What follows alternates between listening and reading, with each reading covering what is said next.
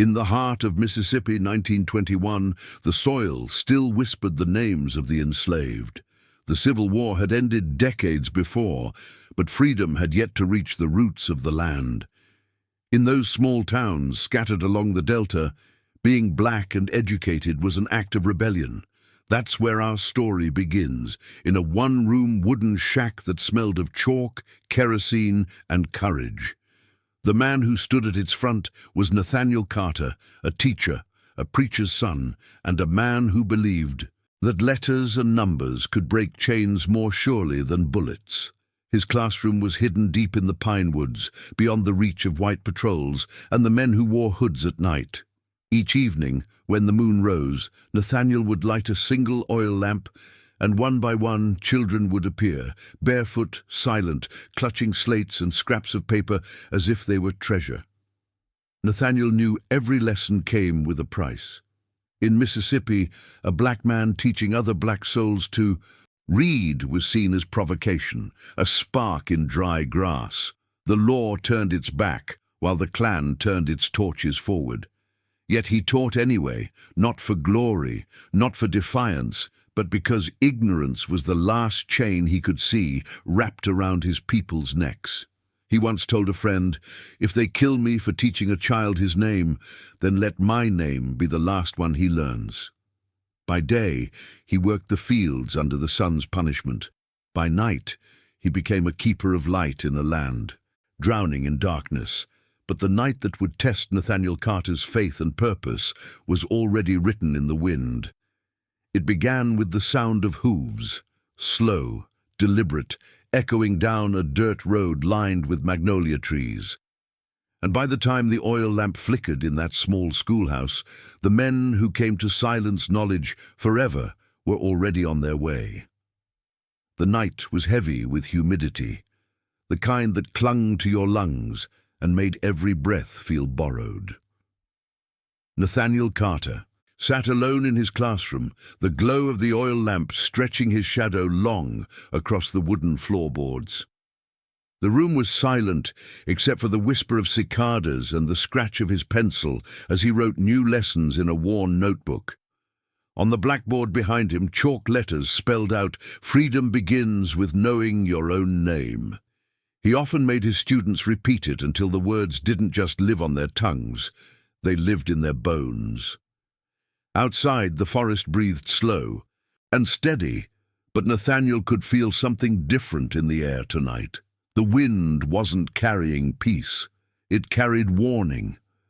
Earlier that day, he had overheard two white men at the general store. Their voices were low, but their words were sharp as barbed wire.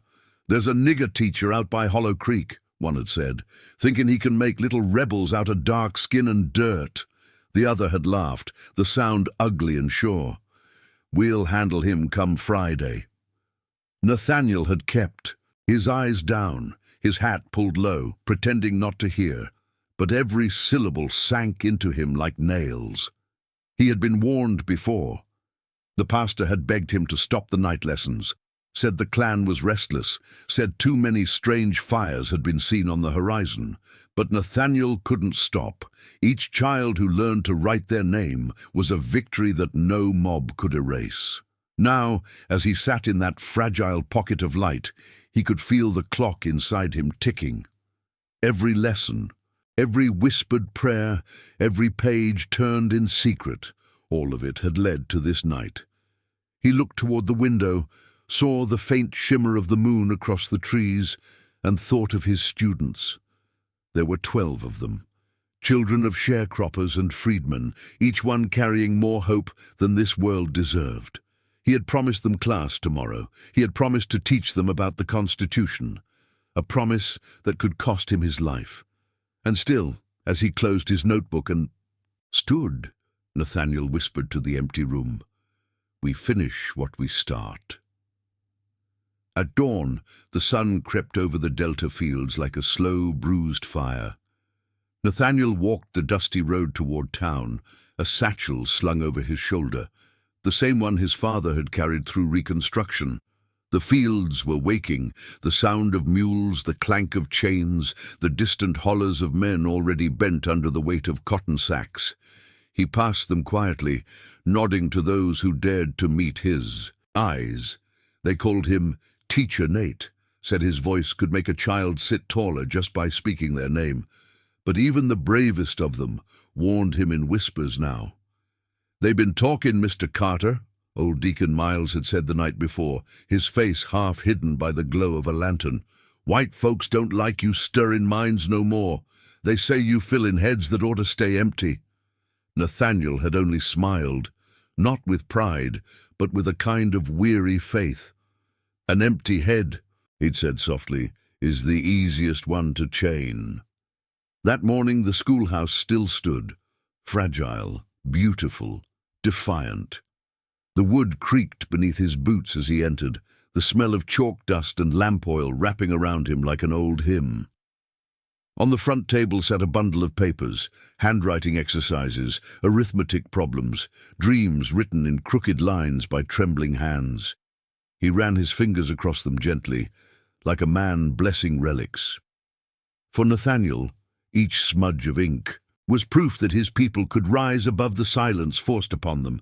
He had seen too many mothers bury sons who never learned to sign their own names, too many fathers forced to mark an X for the land they would never own. Teaching was more than work. It was war. As the morning stretched on, the children began to arrive, barefoot, laughing softly, clutching pencils like weapons of hope. Their eyes shone when they saw him, a mixture of admiration and safety. "Morning, Mr. Carter," they chirped, voices bright against the stillness. He greeted each one by name, his deep voice echoing warmth through the wooden walls. They sang the alphabet together, their voices weaving through the air like a prayer against ignorance. Yet behind every smile, Nathaniel felt a shadow growing, the sense that this peace was borrowed time. When class ended, he lingered by the doorway, watching the children disappear down the dirt path. Then, alone again, he saw it. A mark, burned into the nearest fence post. A crude cross, fresh, still smoking. The smell of burnt wood lingered long after the children had gone. Nathaniel stared at the scorched cross until the morning heat turned it into a shimmer of air. He knew exactly what it meant. The clan didn't leave warnings for long. They left graves. He traced the blackened wood with trembling fingers, his heartbeat a drum of memory. He remembered the first time he'd seen a burning cross. He'd been 12, hiding behind his father's coat as the White Hoods rode through their settlement. His father had whispered, "That's what fear looks like when it needs fire to stand tall." Decades later, Nathaniel understood those words like scripture. He refused to bow to that same fear now. Still, the weight of it pressed on him like a fever. He turned back toward the schoolhouse, its fragile frame glowing in the sun, and whispered a prayer under his breath. "Lord, let them see my work before they see my grave." That night, the woods held their breath. The moon was a pale coin in the sky, casting silver across the fields. Nathaniel sat at his small table, oil lamp flickering, his pen scratching across paper as he wrote his final lesson plan. Not out of superstition, but preparation. "If they burn this place," he murmured to himself, "someone must remember what we were trying to do." Outside, the crickets sang their restless hymn, and somewhere in the distance a dog barked once, and then fell silent. It was too quiet, too still, the kind of quiet that made a man's skin prickle. He closed his notebook, stood, and crossed to the window. The road beyond the trees was empty, yet the night itself felt alive with watching eyes. Nathaniel blew out the lamp, plunging the room into darkness. He waited, listening. The wind rustled the trees, soft and uncertain. Then came the sound, faint but unmistakable, the slow rhythm of hooves on dry dirt. His pulse quickened, but he didn't move. He could see the faint glow now, far off at first, then closer. Torches, 4, maybe 5, moving like fireflies from hell. The clan was coming.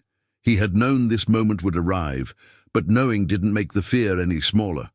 He reached beneath the table and pulled out a small Bible wrapped in cloth, his father's Bible. The first words written inside were his father's hand. To teach is to defy death. Nathaniel took a slow breath, looked toward the door, and whispered, "Then let death come and learn." The hooves drew nearer, their rhythm turning into thunder as the night air thickened with dust and smoke. Nathaniel's eyes adjusted to the dark, the faint moonlight spilling through the cracks in the walls like a ghost's hand. He moved silently, gathering the children's notebooks from the front desk, their names, their words, their futures, and tucked them into his satchel. He knew that if the men outside burned this place, he couldn't let those papers die too. They were proof that learning had happened here, that these children had dreamed in letters instead of fear. The sound of the horses stopped. For a moment, the world went silent again. The kind of silence that came right before sin stepped through the door. Then came the voice, low, cruel, honeyed with mock politeness. "Evening, teacher," it drawled. "Heard you been teaching something that don't belong in these woods." Nathaniel's hands clenched around the satchel strap. He didn't answer. The voice grew louder. "Come on out now. Ain't no sense hiding. We just want to have ourselves a conversation." The men outside laughed, that hollow, hateful sound that made the blood turn cold. Through the window he saw them, 6 riders, white robes glowing in the firelight, masks fluttering like death's own flags. One carried a torch, another had a rope looped around his shoulder. "Come out, boy," the first man said again, "or we'll come in." Nathaniel looked toward the cross on the hill, still smouldering. He had spent his life teaching children to stand upright. Now it was his turn to show them how. He opened the door. The air outside was thick with smoke and arrogance. The men turned their horses toward him, faces hidden behind cotton and hate. Nathaniel stepped into the yard, the dirt cool under his bare feet, the satchel hanging by his side. He didn't carry a weapon, only the Bible. "You don't belong here," the leader said, his torch crackling in the dark. Nathaniel met his gaze unflinching. "Neither does ignorance," he replied. The words hung in the air like a spark, waiting for wind. The men shifted uneasily. No one expected him to speak. "You think words'll save you?" one spat. Nathaniel's voice was calm, steady as stone. "They already have, because you came here afraid of them." For a second the world seemed to pause, the firelight trembling between them. And Nathaniel understood. Fear wasn't the fire. It was the match. The leader's eyes narrowed behind the hood, the torch's flame flickering across his pale, sweating face. "Afraid?" he scoffed. "You think we fear a schoolboy with ink on his hands?" He spat into the dirt, his boot grinding it in. "You people forget where you stand." Nathaniel took a step forward, the moonlight catching the faint silver in his hair. His voice was quiet, but every word carried weight. "I know exactly where I stand," he said. "On the same ground my father bled for, the same earth your grandfathers stole. The difference between us is I'm trying to grow something out of it." The air went still. The torch hissed softly, the fire beginning to eat through its cloth wrapping. One of the younger riders shifted nervously in his saddle, his voice uncertain. "Let's just make the lesson clear and go," he muttered. But the leader wasn't ready to leave without a show. He leaned forward, sneering. "You got one last chance to close. This school, nigger. Teach your own in the dark if you want, but not here, not on our land." Nathaniel looked past them, at the trees, at the stars, at the land itself stretching silent and eternal. "You don't own the land," he said softly. "You just borrowed it from men too scared to till it themselves." The leader's hand twitched. "You talk too proud," he hissed. "That's what gets men killed." Nathaniel didn't flinch. "Maybe," he said, "but silence kills more." The torch came down, fast, striking the side of the schoolhouse, fire licking up the dry boards in seconds. Flames began to climb, alive and hungry. The men laughed as the orange light painted their robes. Nathaniel didn't move at first. He just watched as the flames devoured the classroom he had built with his bare hands. The desks, the chalkboard, the small window that let sunlight fall on the children's faces each morning. His heart twisted, but his eyes stayed clear. He whispered to himself, "You can. Burn the wood, but not the word." Then he turned his gaze on the riders. "This fire," he said, his voice rising above the crackle, "ain't mine. It's yours. It'll follow you home, burn through your sleep, till you remember what you tried to destroy." The leader's smirk faltered. For the first time, doubt flickered in his stare. The night wind caught the flames, sending sparks spiraling toward the men like judgment. Nathaniel stood tall against the inferno, the Bible clutched to his chest, and in that light, for a moment, he looked less like a man and more like a prophet carved from fire. The fire roared louder, consuming the roof beams with a sound like thunder rolling through the trees.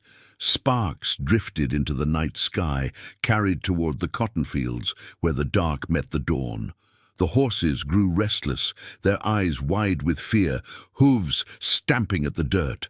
The riders cursed and pulled at their reins, but the animals felt something they didn't, a weight. In the air, a reckoning. Nathaniel didn't step back. The heat seared his face, the smell of smoke thick in his lungs, but he stood rooted like the oak trees behind him. "Go home," he said, his voice deep, steady, breaking through the crackle of flame. "You've done what you came for. The building's gone. You don't need my life too." The leader stared, unmoved.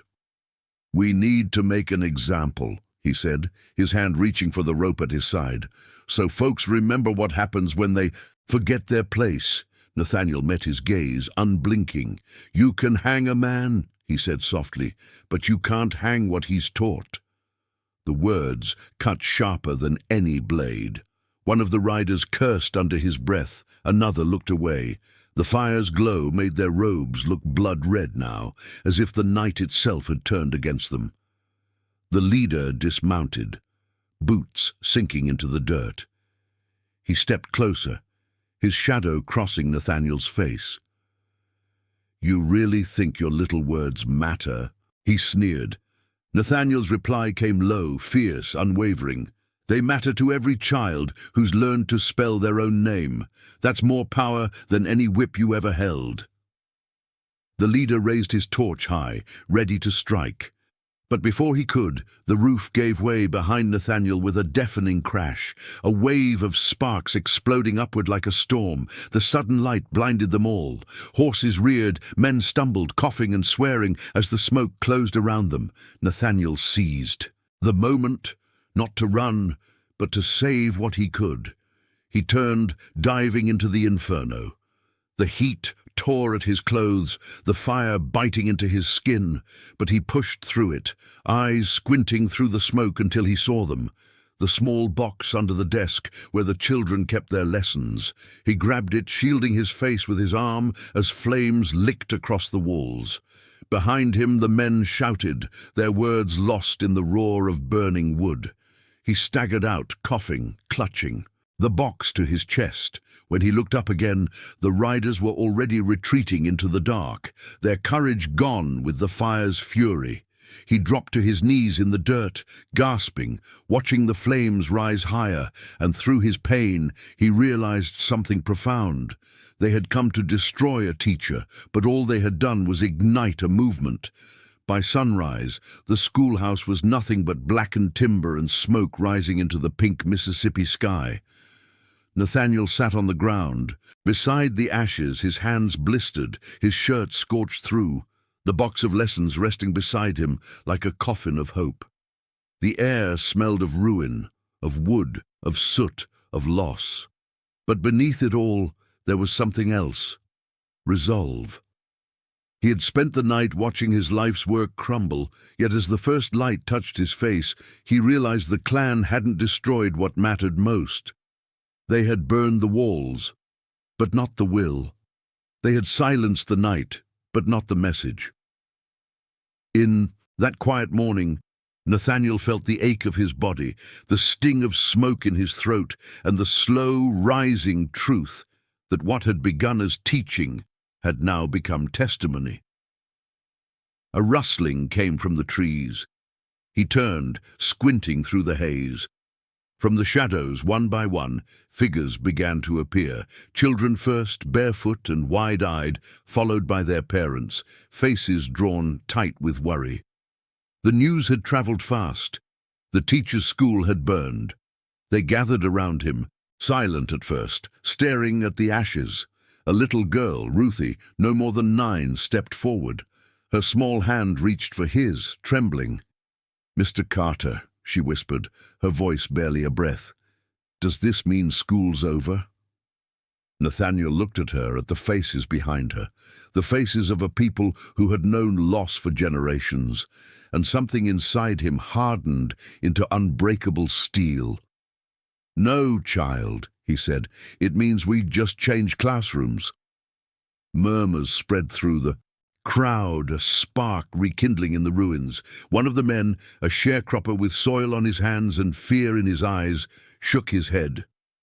"They'll come again, Nate. You know they will. You keep teaching, they'll hang you for sure." Nathaniel's voice was calm, almost gentle. "Then let them hang me in daylight with children's names still on my lips." The wind caught his words and carried them through the smoldering field. He turned to the children. "We meet by the river tonight," he said. "Same lessons, same truth, just no roof above us this time." The mothers clutched their children tighter, fathers exchanged uneasy glances, but slowly, one by one, they nodded. The fire hadn't ended the school. It had baptized it. That evening, the sun melted into the horizon, painting the delta in shades of gold and blood. Nathaniel walked down the narrow path toward the riverbank, the charred box of lessons tucked under his arm. The cicadas had returned, filling the air with their restless hum, and the smell of mud and magnolia drifted through the cooling breeze. When he reached the clearing by the water, he stopped, and his breath caught in his throat. They were there, dozens of them. Not just the 12 children, but parents, neighbors, even field hands from miles away, gathered in a semicircle beneath the willow trees. Lanterns flickered between them like constellations in the dark. No one spoke at first. They just waited, eyes fixed on the man who had refused to kneel. Nathaniel looked at them all, tired, brave, defiant, and for the first time since the fire, he smiled. He set the box on a flat stone, opened it, and pulled out the charred pages one by one. The ink had run, the edges blackened, but the words still lived. "Tonight," he said, his voice rising above the hum of the river, "we start again."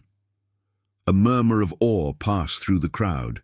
He knelt, drawing letters in the dirt with a stick. A, B, C, the alphabet reborn in the soil of Mississippi. The children repeated after him, their voices trembling at first, then growing stronger, filling the night with rhythm and faith.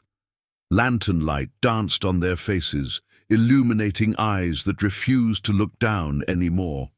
Behind them, the river shimmered like liquid silver, reflecting the courage of a people who had decided that education was their rebellion. "They burned our walls," Nathaniel said, "but they can't burn what the Lord wrote on our hearts." An old woman in the crowd began to hum, soft and low, an old spiritual that rose from the earth like smoke. "Hold on, just a little while longer." Others joined in, voices weaving through the air until the night itself seemed to sing. Nathaniel stood at the center of it all, his silhouette bathed in lamplight, his hands raised toward the children who repeated every word he spoke like gospel. The sound carried down the river, past the cypress trees, past the sleeping fields, a sound that defied every whip, every rope, every mask.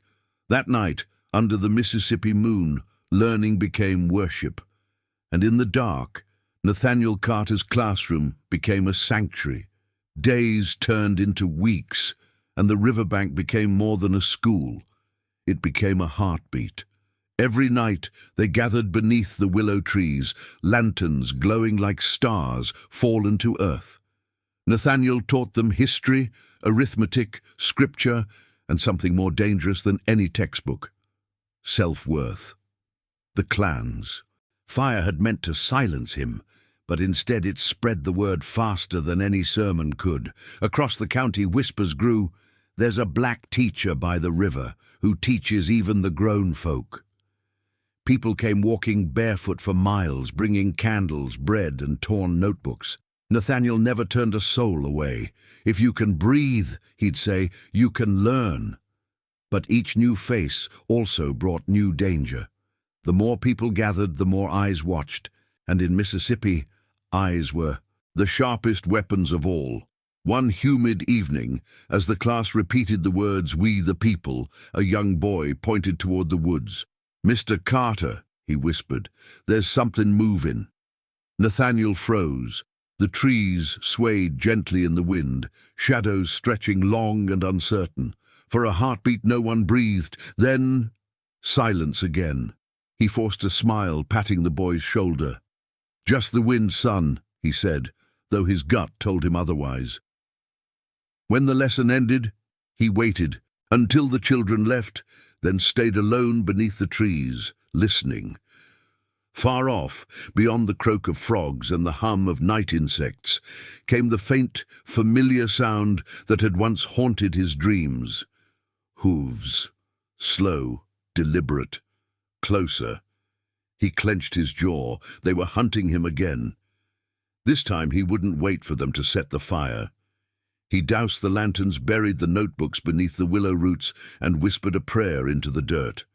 "Lord, if I don't see morning, let my words outlive my breath." Then he slipped through the trees toward his cabin, his pulse pounding like drums of warning. The moon guided him through the brush, its pale light cutting through the fog. He moved fast, but not afraid. He had already seen what fear could do. Behind him the sound grew louder. The clan was riding again, their vengeance riding with them. But this time, Nathaniel Carter wasn't running from death. He was running toward destiny. The night air was thick with menace. As Nathaniel reached his cabin, he could see the faint glow of torches moving through the trees behind him, flickering firelight like the eyes of demons closing in. His hands shook as he barred the door, the wood groaning under the strain. Inside, the air smelled of sweat and smoke, the remnants of his last escape still etched into the walls. He dropped to his knees, reaching under the floorboard for the small tin box he kept hidden. Inside were the letters from his students, scraps of faith that had kept him alive. He pressed them to his chest and whispered, "If this is my last lesson, let it be written in courage." Outside, the horses neighed, men's voices shouting, cruel and eager. "We know you're in there, teacher. You think you can make slaves into scholars?" Laughter followed, jagged as broken glass. "Ain't no book gonna save you tonight." Nathaniel stood slowly, gripping the edge of the table to steady himself. He wasn't armed. He refused to trade truth for bullets. Instead, he reached for his father's Bible once more, its cover scarred from the schoolhouse fire. He opened it, his eyes falling on the verse he'd underlined years ago. "The light shines in the darkness, and the darkness has not overcome it." His lips moved silently, repeating the words as the men outside drew nearer. The first blow hit the door, then another. The hinges screamed. Dust fell from the ceiling. Nathaniel's heart pounded, but his face was calm, not because he wasn't afraid, but because his fear had purpose now. He looked toward the small window above his desk, saw the reflection of torches multiplying. "If they came for me," he murmured, "they'll leave with my words." The door finally gave way, crashing inward. Smoke and hate poured through the opening. The leader stepped inside first, his hood shadowed but his voice unmistakable, the same man from that night. "Didn't learn your lesson, did you, preacher boy?" he sneered. Nathaniel didn't answer. He simply stood, the Bible open in his hand, the flames of the torches reflecting in his eyes. "I did learn," he said quietly. "I learned that ignorance fears the sound of truth more than it fears God." The man raised his torch to strike, but Nathaniel didn't flinch. "You can burn me," he said, his voice steady as the river, "but every child who learned here will light a fire you'll never put out." His words landed like thunder. For the first time, the men hesitated, just long enough for doubt to flicker through their hate, and in that flicker, Nathaniel Carter became something untouchable. The torch froze mid-air, its flame trembling as if unsure of its duty. The leader's hand shook, the light painting his eyes behind the mask, eyes that had seen blood, but never conviction like this. Nathaniel didn't move. The Bible in his hand gleamed like an anchor in the chaos, and the silence that followed was heavier than any scream. "You think you're a martyr," the man hissed, voice quivering between rage and doubt. Nathaniel's gaze held him like steel.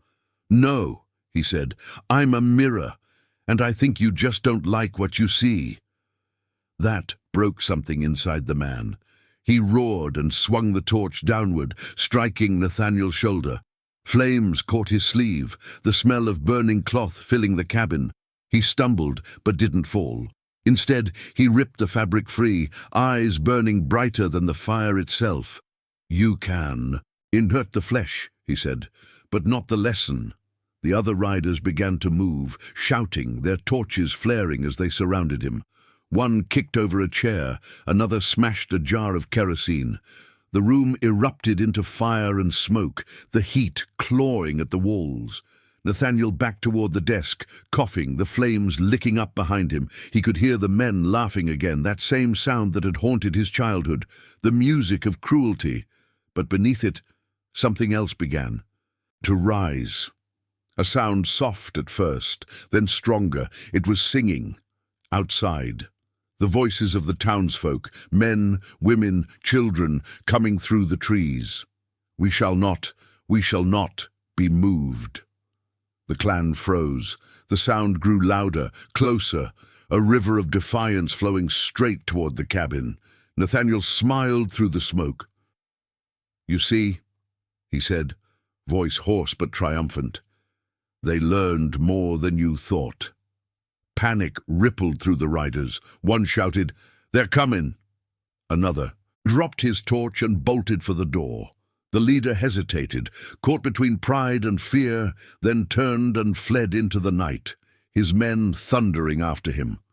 Nathaniel sank to his knees, coughing as smoke filled the air, his strength fading fast.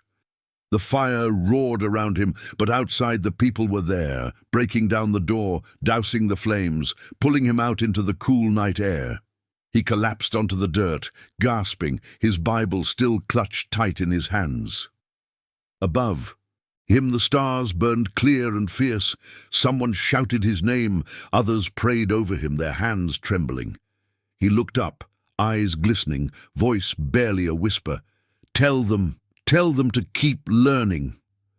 Then he smiled, the kind of smile that belongs only to those who've already touched eternity.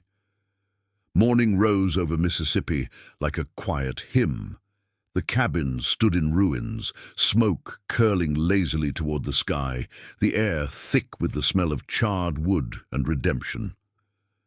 Nathaniel lay beneath the willow trees by the river, wrapped in a quilt the townspeople had brought. His body was broken, his skin blistered and raw, but his eyes were open, soft, alive, unyielding. Around him the people gathered, faces streaked with soot and tears.